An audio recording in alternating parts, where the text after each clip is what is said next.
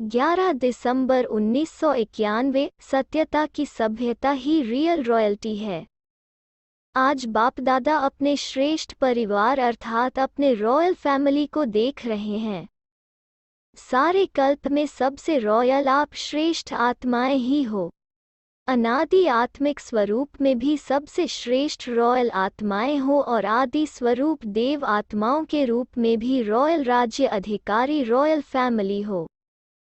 पूज्य रूप में भी आप देव आत्माओं की कितनी रॉयल्टी से पूजा होती रहती है और किसी भी अन्य धर्म आत्मा व राजनीतिक आत्माओं की ऐसी रॉयल पूजा नहीं होती। तो तीनों रूपों में अनादि आदि और पूज्य स्वरूप ऐसे रॉयल और कोई भी नहीं है, क्योंकि आप आत्माओं की प्योरिटी की ही रॉयल्टी है। ऐसे संपूर्ण पवित्र और कोई भी आत्मा सारे कल्प में न ही बनी है न बनेगी। यह प्योरिटी की ही विशेषता है।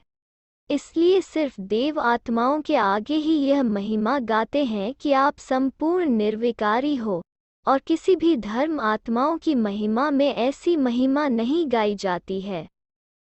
सिर्फ देव आत्माओं के श्रेष्ठ कीर्ति अर्थात श्रेष्ठ पवित्रता का ही कीर्तन होता है, और कोई भी धर्म में कीर्तन नहीं होता है। साजों और बाजों से कीर्तन का रिवाज देव आत्माओं में ही है व संगमयुग के शक्ति स्वरूप में है। यह संपूर्ण पवित्रता के विधि की सिद्धि है।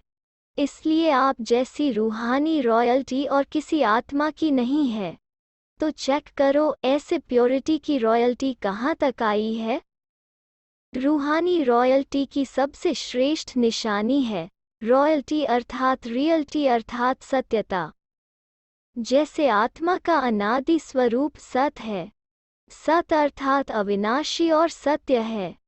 जैसे बाप की महिमा विशेष यही गाते रहते हैं, सत्य ही शिव है व गॉड इज ट्रूथ, सत्य ही भगवान है कहा जाता है। तो बाप की महिमा सत्य अर्थात सत्यता की है।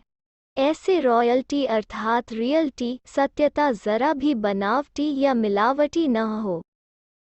चाहे बोल में, चाहे कर्म में, चाहे संबंध संपर्क में मिलावट या बनावट नहीं हो।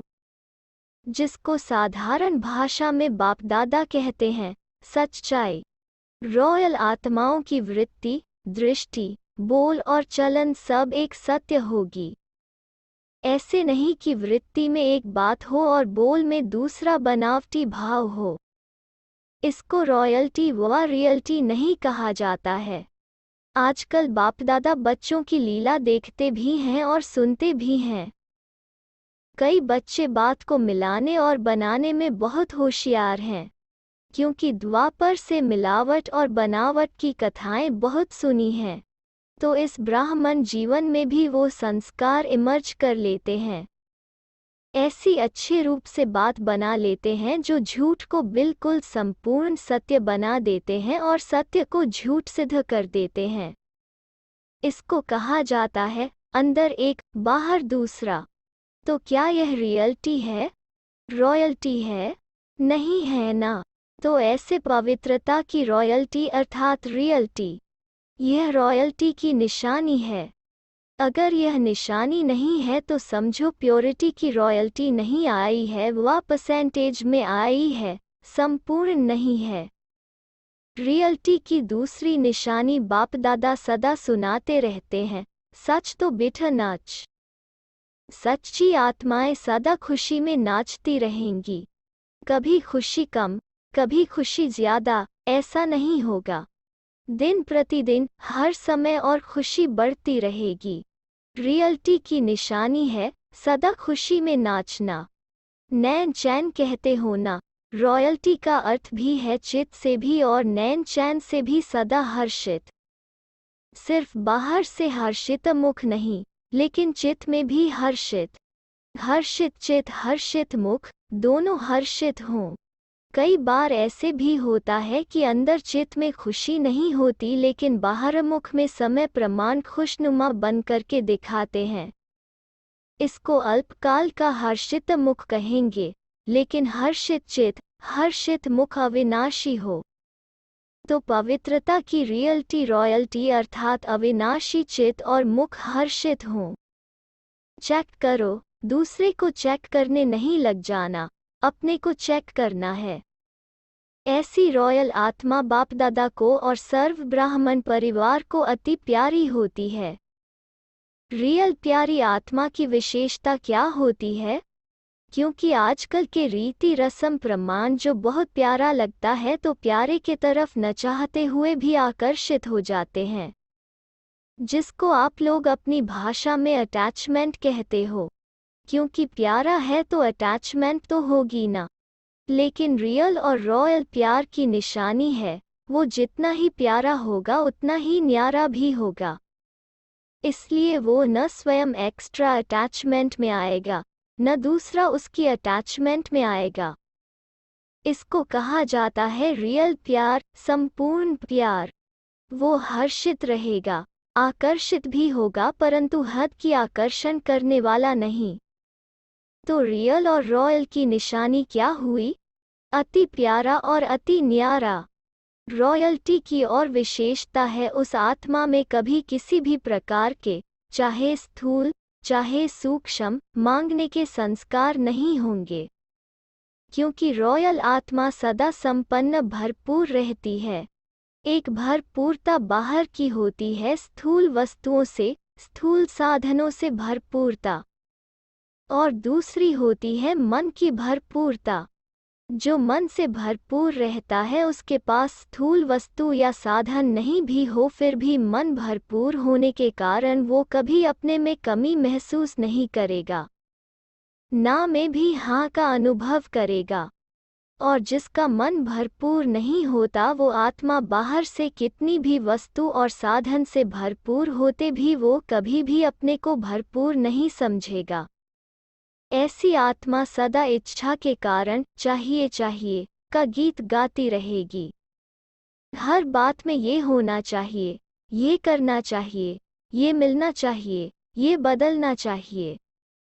हर समय यही गीत गाते रहेंगे और मन से भरपूर आत्मा सदा यही गीत गाती रहेगी। सब पा लिया, प्राप्त हो गया, ये होना चाहिए, ये करना चाहिए, ये चाहिए चाहिए भी रॉयल मांगने के संस्कार हैं। बेहद की सेवा प्रति सोचना कि ये होना चाहिए, ये करना चाहिए, वो अलग बात है, लेकिन स्व की हद के प्राप्ति अर्थ चाहिए चाहिए ये रॉयल मांगना है। नाम चाहिए, मान चाहिए, शान चाहिए, प्यार चाहिए, पूछना चाहिए, ये सब हद की बातें हैं।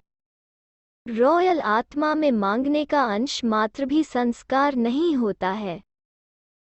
समझा रॉयल्टी क्या होती है? तपस्या के चार्ट में यह सब चेक करना।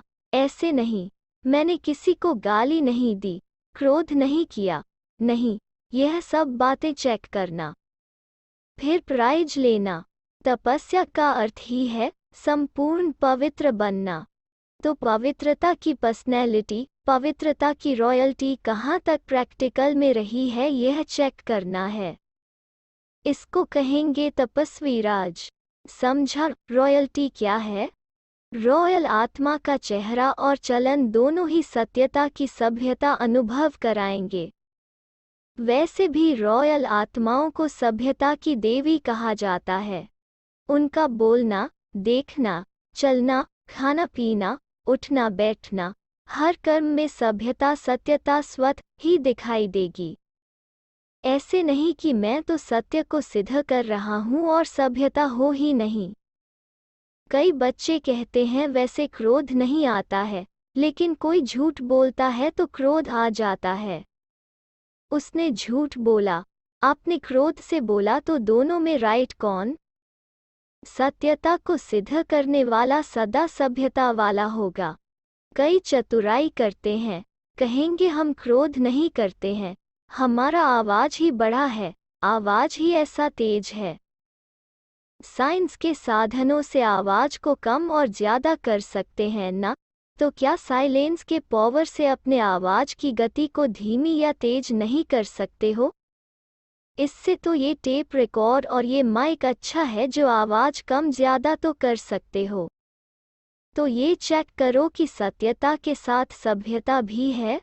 अगर सभ्यता नहीं तो सत्यता नहीं, तो प्योरिटी की रॉयल्टी सदा प्रत्यक्ष रूप में दिखाई दे। ऐसे नहीं, अंदर में तो रॉयल्टी है, बाहर देखने में नहीं आती। अगर अंदर है तो बाहर में जरूर दिखाई देगी। सत्यता की रॉयल्टी को कोई छिपा नहीं सकता, इसमें गुप्त नहीं रहना है। कई कहते हैं गुप्त पुरुषार्थ ही हैं इसीलिए गुप्त रहते हैं, लेकिन जैसे सूर्य को कोई छिपा नहीं सकता, सत्यता के सूर्य को कोई छिपा नहीं सकता। न कोई कारण छिपा सकता है, न कोई व्यक्ति। सत्य सदा ही सत्य है। सत्यता की शक्ति सबसे महान है। सत्यता सिद्ध करने से सिद्ध नहीं होती। सत्यता की शक्ति को स्वतः ही सिद्ध होने की सिद्धि प्राप्त होती है। सत्यता को अगर कोई सिद्ध करने चाहता है तो वो सिद्ध जिद्द हो जाता है। इसलिए सत्यता स्वयं ही सिद्ध होती ही है, उसको सिद्ध करने की आवश्यकता नहीं है। समझा? तपस्या वर्ष में क्या दिखाना है? प्योरिटी की पर्सनैलिटी और रॉयल्टी। अच्छा, देश विदेश के तरफ से सभी बच्चों के पत्र, याद, प्यार, पुरुषार्थ के, सेवा के समाचार और दिल की रूह रेहान सब बाप दादा के पास पहुंच गई है। बाप दादा सभी बच्चों को नाम सहित याद प्यार दे रहे हैं। हर एक समझे पहले हमारी याद, क्योंकि बाप दादा याद प्यार का रिस्पांड अव्यक्त रूप से तो उसी घड़ी दे ही देते हैं, लेकिन फिर भी साकार विधि से स्वयं भी साकार में पत्र लिखते हैं या याद प्यार भेजते तो बाप दादा भी साकार विधि प्रमाण साकार रूप में भी रिटर्न याद प्यार दे रहे हैं। बाप दादा जानते हैं कि चारों ओर उमंग उत्साह तपस्या का और मनसा वाइब्रेशन द्वारा सेवा का अच्छा है और रहेगा। अभी और भी आगे गुह्य राजयुक्त बातों को सामने रख पुरुषार्थ को, सेवा को महीन और महान बनाते चलो। सभी बच्चों को जो सम्मुख बैठे हैं वह आकार स्वरूप से बाप के सम्मुख हैं। ऐसे सर्व सम्मुख अर्थात सदा साथ रहने वाले नयनों में, मुख में, मन में सदा बच्चों के बाप हैं और बाप के बच्चे हैं। ऐसे सदा याद में समाये हुए श्रेष्ठ आत्माएं, सदा प्योरिटी के रियल्टी और रॉयल्टी में रहने वाली आत्माएं, सदा मन से संपन्न भरपूर रहने वाली आत्माओं को बाप दादा का याद प्यार और नमस्ते। पार्टियों से मुलाकात। ग्रुप 1। पद्मापदम भाग्यवान आत्माएं अनुभव करते हो। इतना श्रेष्ठ भाग्य सारे कल्प में किसी भी आत्मा का नहीं है। चाहे कितने भी नामी ग्रामी आत्माएं हों, लेकिन आपके भाग्य के आगे उन्हों का भाग्य क्या है? वो है अल्पकाल का भाग्य और ब्राह्मण आत्माओं का है अविनाशी भाग्य। सिर्फ इस एक जन्म का नहीं है, जन्म जन्म का है। बाप का बनना अर्थात भाग्य का वर्षा अधिकार में मिलना, तो अधिकार तो मिल गया ना। बच्चा अर्थात अधिकार, वर्षा। अधिकार का नशा है कि उतरता चढ़ता है। आधा कल्प तो नीचे ही उतरे, अभी क्या करना है? चलना है, चढ़ना है या उड़ना है? उड़ने वाली चीज बीच में कभी रुकती नहीं। रुकेंगे तो नीचे आएंगे, थोड़े से समय में भी रुकेंगे फिर उड़ेंगे तो मंजिल पर कैसे पहुंचेंगे? इसलिए उड़ते रहो। लेकिन सदा उड़ेगा कौन? जो हल्का होगा। तो हल्के होना या तन का, मन का, संबंध का बोझ है? अगर बोझ नहीं है तो रुकते क्यों हैं? जो बोझ वाली चीज है वो नीचे आती है और जो हल्की होती है वो सदा ऊपर रहती है। आप सब तो डबल लाइट हो ना, तो सदा अपने भाग्य को स्मृति में रखने से भाग्य विधाता बाप स्वतः ही याद आएगा। भाग्य विधाता को याद करना अर्थात भाग्य को याद करना और भाग्य को याद करना अर्थात भाग्य विधाता को याद करना, दोनों का संबंध है। कोई भी एक को याद करो तो दोनों याद आ जाते हैं। तो चलते फिरते वह मेरा श्रेष्ठ भाग्य, जो संकल्प में भी न था लेकिन साकार स्वरूप में प्राप्त कर रहे हैं। इतना सहज भाग्य और प्राप्त कितना सहज हो गया। किसी भी महान आत्मा के पास जाते हैं तो हद की प्राप्ति के लिए, चाहे बच्चा चाहिए, चाहे धन चाहिए, चाहे तन की तंदुरुस्ती चाहिए, तो एक प्राप्ति के लिए भी कितनी मेहनत कराते हैं। और आपको क्या करना पड़ा? मेहनत करनी पड़ी। यह आँख खुली, तीसरा नेत्र खुला और देखा भाग्य का नज़ारा। घर बैठे परिचय मिल गया। आप लोगों को ढूंढना नहीं पड़ा। कोई हद के खान से भी हद का खजाना लेना हो तो कितनी भागदौड़ करनी पड़ती है। ये तो सहज ही आपको घर बैठे हाथ में मिल गया। एक बाप, एक परिवार, अनेकता खत्म हो गई और सभी एक हो गए। अपना बाप, अपना परिवार, अपना लगता है ना। चाहे कितना भी दूर हो लेकिन स्नेह समीप ले आता है। स्नेह नहीं तो साथ रहते भी दूर लगता है। तो ईश्वरीय स्नेह वाले परिवार में आ गए। इसलिए सदा याद रखो, ओह मेरा श्रेष्ठ भाग्य। भाग्य विधाता द्वारा श्रेष्ठ भाग्य पा लिया। जब बाप ने अपना बना लिया तो और क्या चाहिए? अच्छा बन गए ना तो इच्छा खत्म हो गई। अच्छा नहीं बनते तो इच्छा रहती। इच्छाएं सब संपन्न हो गई। बाप मिला, सब कुछ मिला। तो तृप्त आत्मा सदा रूहानी नशे में रहती है। जो भरपूर आत्मा होती है तो उसके नशे को देखो, कहे नहीं कहे, लेकिन उसका नशा स्वतः दिखाई पड़ता है। तो आपका रूहानी नशा कितना बड़ा है। तो आप क्या याद रखेंगे? वाह मेरा श्रेष्ठ भाग्य। यह याद रहेगा कि बॉम्बे जाएंगे तो भूल जाएगा। बॉम्बे में जितना माया का फोर्स है उतना आप में रूहानी फोर्स है। कहते हैं ना बॉम्बे माया नगरी है। आप क्या कहेंगे? हमारे लिए बाप की नगरी है। अच्छा। ग्रुप 2, अपने को ब्राह्मण संसार का समझते हो। ब्राह्मण संसार ही हमारा संसार है, बाप ही हमारा संसार है। ऐसे अनुभव करते हो कि और भी कोई संसार है। बाप और छोटा सा परिवार यही संसार है। जब ऐसा अनुभव करेंगे तब न्यारे और प्यारे बनेंगे। अपना संसार ही न्यारा है। अपनी दृष्टि वृत्ति सब न्यारी है। ब्राह्मणों की वृत्ति में क्या रहता है? किसी को भी देखते हो तो आत्मिक वृत्ति से, आत्मिक दृष्टि से मिलते हो। जैसी दृष्टि वैसी सृष्टि।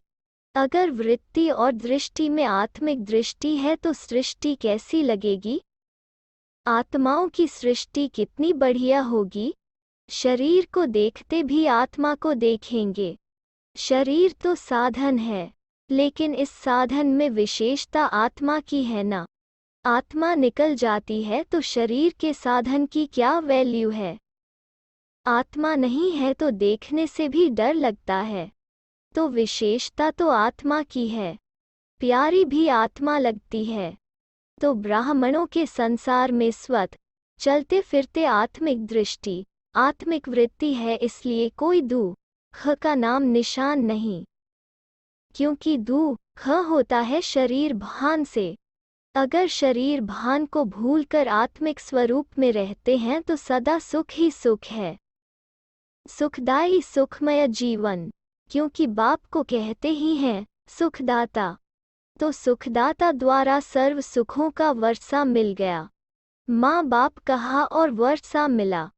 तो सुख की शैया पर सोने वाले, चाहे स्थूल में बिस्तर पर सोते हो, लेकिन मन किस पर सोता है? चलते फिरते क्या लगता है? सुख ही सुख है। संसार ही सुखमय है, सुख ही सुख दिखाई देगा ना। दुखधाम को छोड़ दिया। अभी भी दुखधाम में रहते हो या कभी कभी चक्कर लगाने जाते हो? दुखधाम से किनारा कर दिया। संगम पर आ गए हैं ना। अभी संगमयुगी हो या कलियुगी हो, स्वप्न में भी दुखधाम में नहीं जा सकते।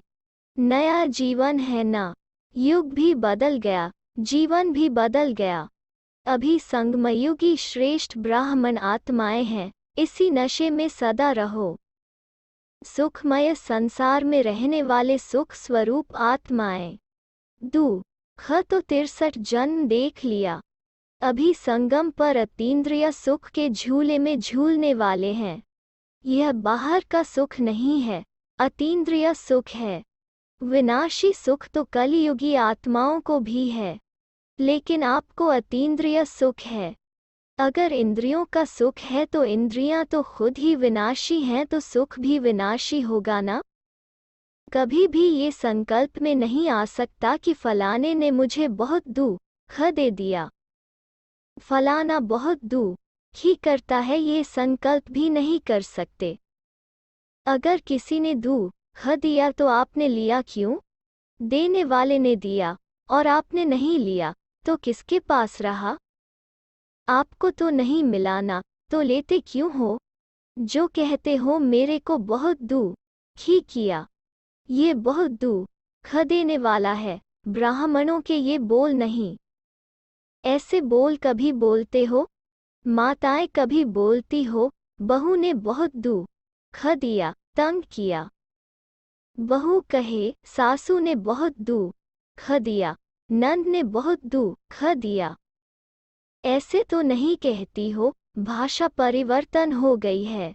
लेने वाले लेंगे नहीं तो कहाँ से आपके पास आया? बाप दादा ने क्या पक्का कराया था? न दुख दो, न दुख लो। हम तो किसको दुख देते नहीं, यह अधूरा हुआ। दुख लेते भी नहीं, तो जब न देंगे न लेंगे तब अतीन्द्रिय सुख में रहेंगे। देने वाला कोई किचड़ा देवे तो ले लेंगे। दुख अच्छा है या बुरा? जब बुरी चीज है तो लेते क्यों हो? वो दे देता है मजबूरी से, इसीलिए ले लेते हो।